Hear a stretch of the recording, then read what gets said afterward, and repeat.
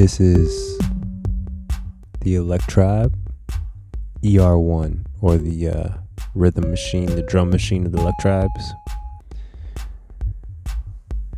Man, this thing is cool.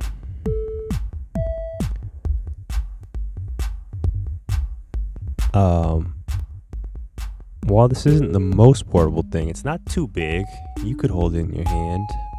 Definitely not battery powered, but thanks to modern technology,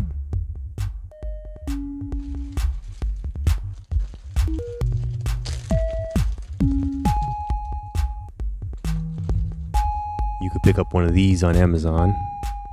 This is a USB to 9 volt. For this particular unit, you want to get what they call a tip negative or a center negative version of this. These things are like $7-8. So you get one of those.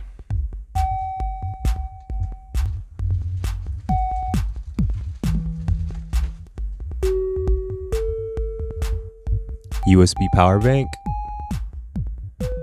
This one's 7,500 milliamps. You're good to go. If you really want to be slick, which, by the way, this thing has got so many memory slots that you don't really need to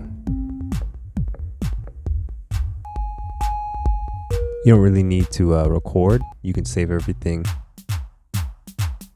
within it.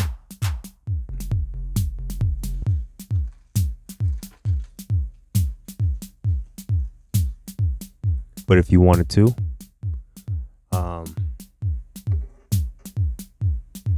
you would need a stereo version, but you need a 1/4 inch to 1/8 inch or 3.5 millimeter adapter,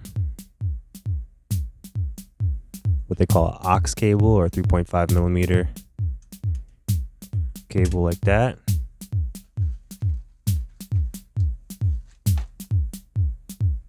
Your favorite portable recorder. This is mine. It's a Yamaha C24. Definitely get this for pretty cheap. I'm not sure exactly how much, but you can switch it to a line version. Boom. Headphones go in there. Got a full portable studio setup right there. Throw it in your backpack. A little big, like I said, but still gonna call it small gear.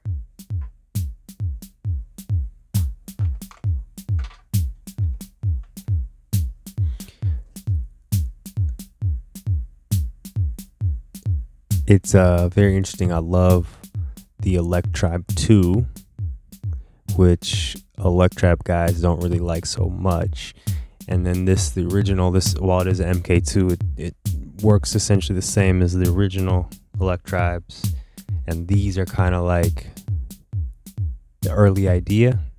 You can totally see the gold that they have in here, what's going on.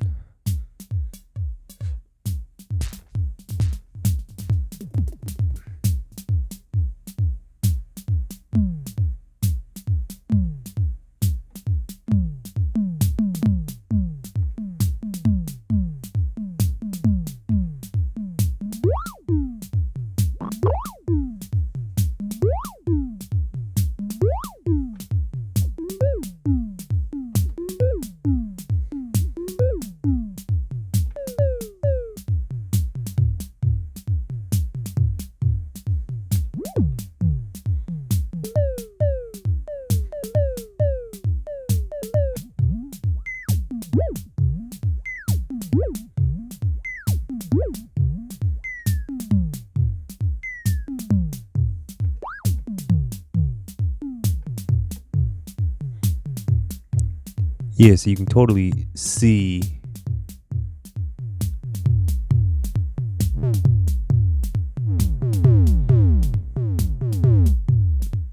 the fun, the workflow. The Electribe origin story is right here. But the one that most people like, the one that's the most popular, the one that's the most famous Electribe, is the second one, the EMX1 and the ESX1. Those are the most famous. I'm gonna call it it's not the Electribe 2, but it's the second one. And the Electribe 3, Electribe 2 is really the third one. and this is sort of the first one, or 1.5, right? But the origin's there, and it's fun to see it. There's a couple things in here that there's very few things that this does better than the Electribe 2, and there's some things on here that I'm assuming they got right on the EMX and ESX one, which I haven't spent enough time with to definitively tell you the answer. But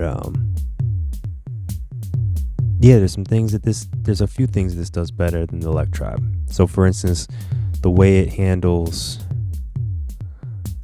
it's hard to explain because it seems identical. So on the Electribe 2, you want to write to your different bars. You have 4 bars per pattern, and the way you do it is the same, but instead of actually having back and forth, you can select 1, 2, 3, 4 with the 4 buttons. It's somehow, you'd think that would be better, but it feels more awkward. I like the way this does it with the red light and the green light. The Electribe 2 is very similar, but somehow this does it a little better. I personally think it's really awkward the way you do your mutes.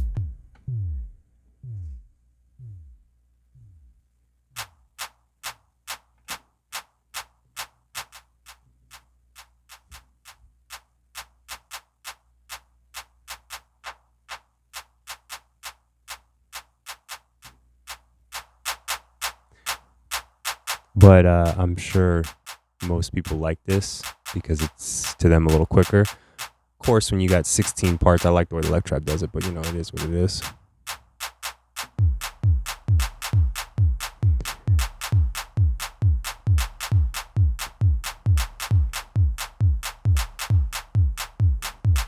In the Electribe, this smooth or trigger hold on your motion sequence is found within a menu.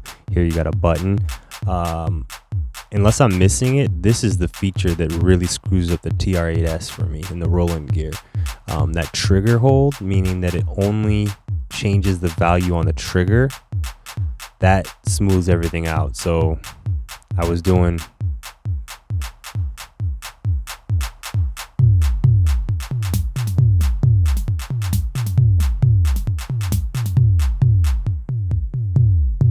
this one, right?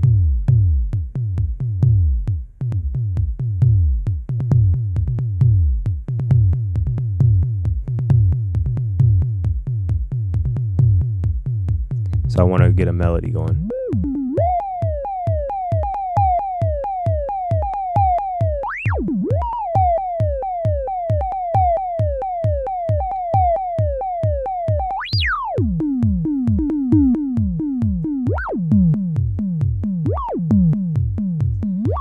So my understanding is the smooth, and it's probably more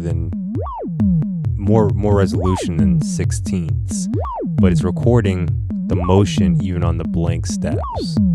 And so then when you go to trigger hold, it's just hitting the value on the triggers, which gives you this more clean sound, which I have a hard time getting in the TR-8S.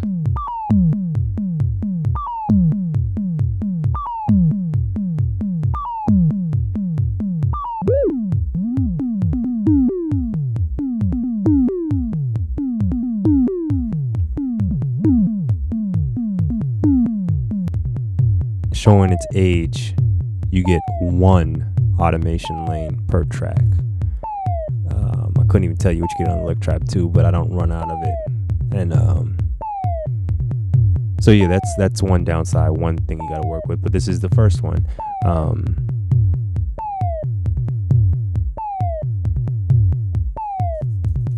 I would say this is the most simple of all the Electribes, and one of my favorites. I would still say the Electribe 2 is my favorite, but when we're talking about the classics, this is definitely my favorite.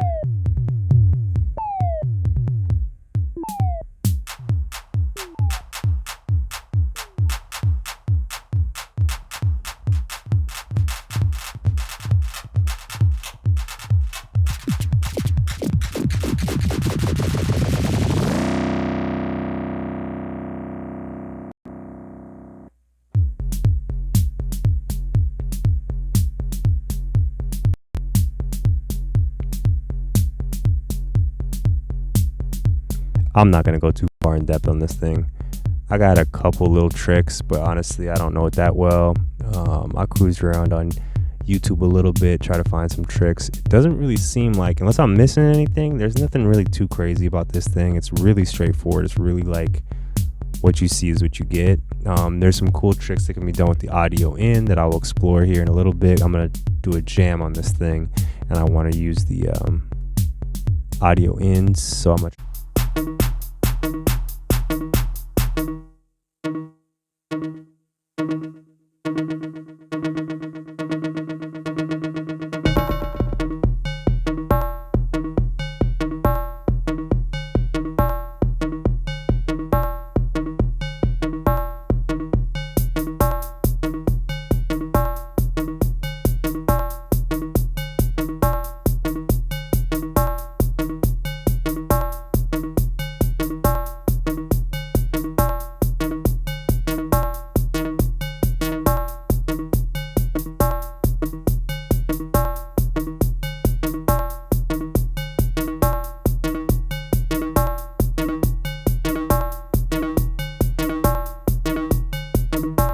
things with that, and you have the ring modulator. So the audio ins basically run through the circuit. They're replacing the oscillator. So audio in still gets the amp controls, the decay, the low boost.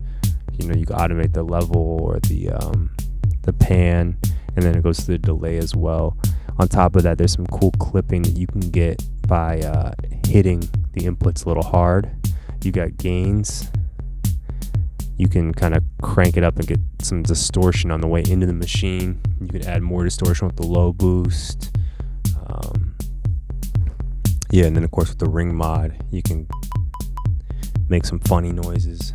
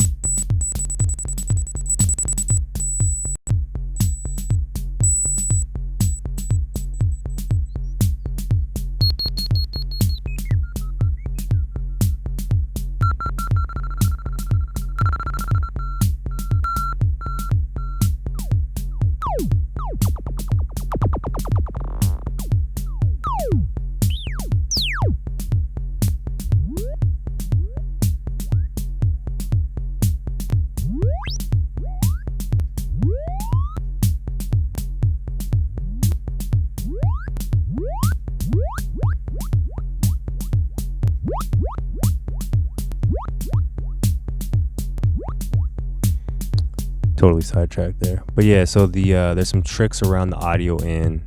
There's this cross mod thing which you can make a couple cool sounds with. I haven't really found too much use for it.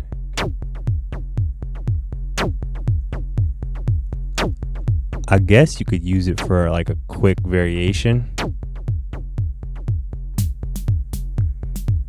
You'd probably be better off using a separate pattern to do your variation. Save 16 patterns, and then you could use that for your variations by switching through your patterns.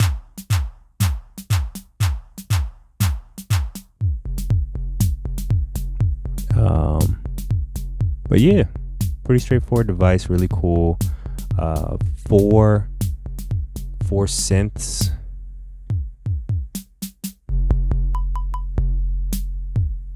Four synth voices, 2 audio ins, and 2 sample players. Very kind of, very nice little setup. So you got your hi-hats and your crash and your clap.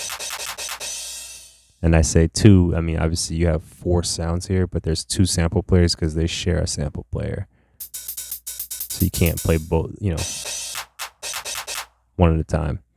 A delay, I don't know. I mean, this is almost like the blueprint for like a Volca too, The Korg Volca is kind of a similar setup, I would say that the Korg Volca drum is the successor to this because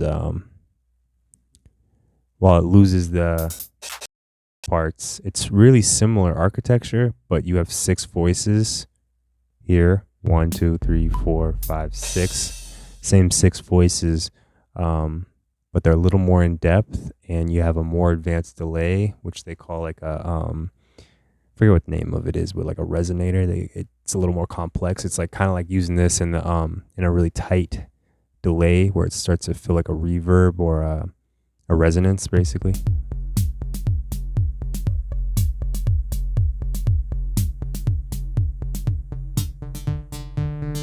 There's sort of that resonator vibe.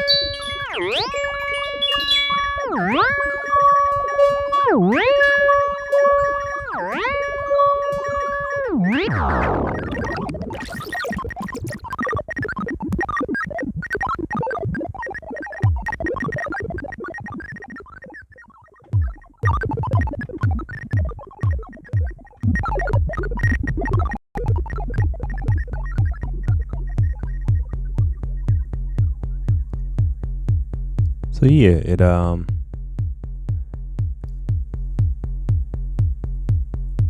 it's a pretty good sound source. It's got range. I wouldn't exactly say that the Volca drum is a better device. Yeah, see here, I don't really have much more to say about this thing. I'm gonna use it for a jam. I need to spend more time with it. It makes great sounds. It's a great sound source, but it's also got just enough goodness and movement to it and features that it's fun to compose on as well.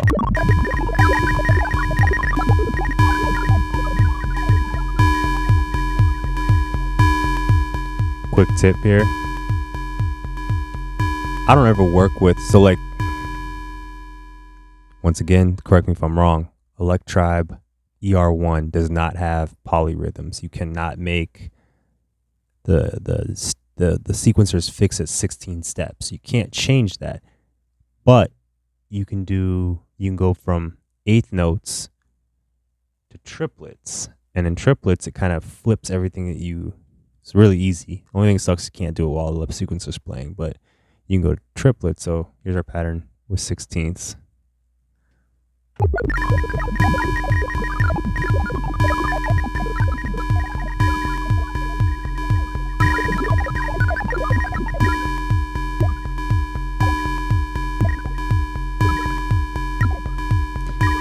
And I'm gonna flip it to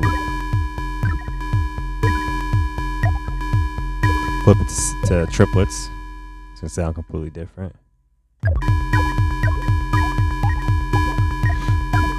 And then you have this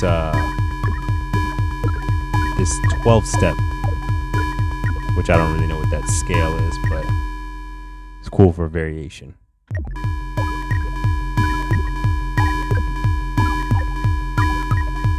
And I'm probably messing up what those scales are, but that's kind of cool for if you want to do something and just kind of flip it real quick to see what the variations sound like. I find that inspiring, even though it's not much of anything.